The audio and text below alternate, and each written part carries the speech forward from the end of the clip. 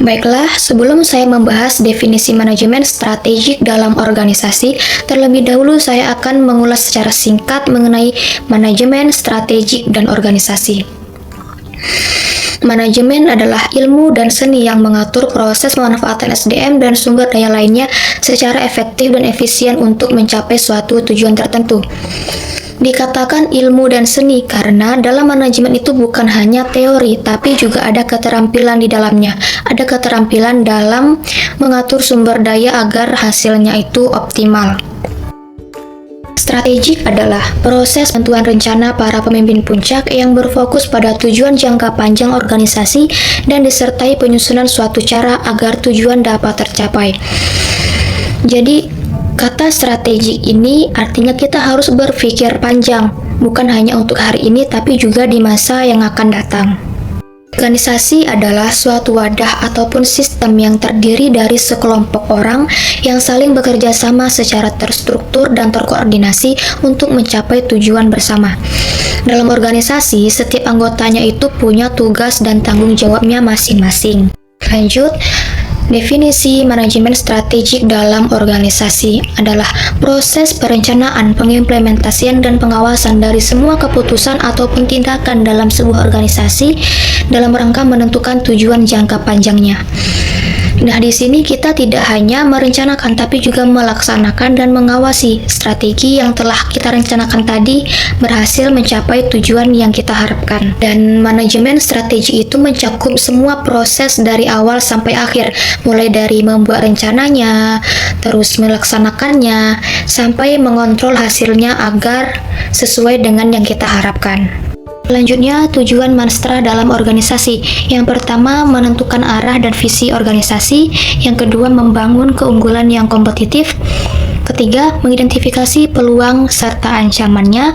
Yang keempat, mengoptimalkan sumber daya. Dan yang kelima, memastikan keberhasilan jangka panjang. Analisis lingkungan internal dan eksternal.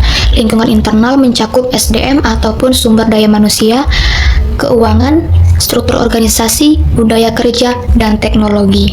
Sedangkan lingkungan eksternalnya mencakup faktor sosial, ekonomi, politik, hukum, teknologi, dan pesaing.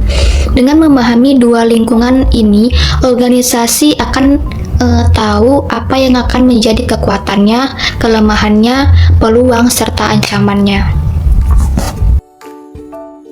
Selanjutnya, analisis SWOT adalah teknik yang digunakan untuk menggabungkan faktor internal dan eksternal dalam organisasi.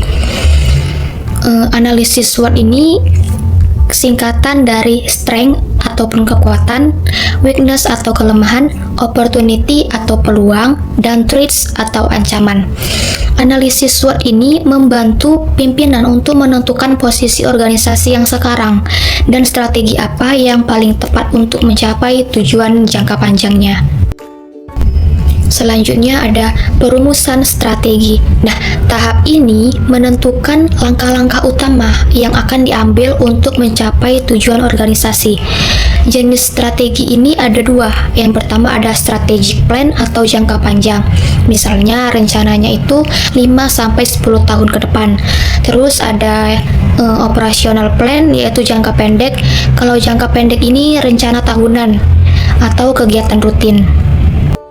Implementasi strategi. Nah, setelah dirumuskan, strateginya ini harus dilaksanakan dalam tindakan nyata. Nah, disinilah kerjasama, koordinasi, dan kepemimpinan itu menjadi sangat penting. Yang terakhir, evaluasi dan pengendalian strategi. Nah, ini dilakukan untuk memastikan apakah strateginya itu berjalan sesuai rencana. Ada dua cara. Yang pertama, mengukur hasil kinerja terhadap rencana strategik. Terus yang kedua, melakukan perbaikan jika strateginya tidak berjalan sesuai dengan yang diharapkan. Nah, evaluasi ini dilakukan secara berkala agar organisasinya itu bisa menilai apakah strateginya itu efektif atau perlu diperbaiki. Dengan adanya pengendalian yang baik, organisasi ini bisa terus berkembang dan menyesuaikan diri dengan perubahan lingkungan. Demikianlah video saya mengenai pembahasan manajemen strategik dalam organisasi. Dari pemahaman ini, kita bisa memahami bahwa manajemen strategi ini sangat penting dalam menentukan arah dan keberhasilan jangka panjang suatu organisasi. Terima kasih telah menyimak video saya. Mohon maaf apabila ada kekurangan dalam penyampaian materi. Saya pamit undur diri. Wassalamualaikum warahmatullahi wabarakatuh.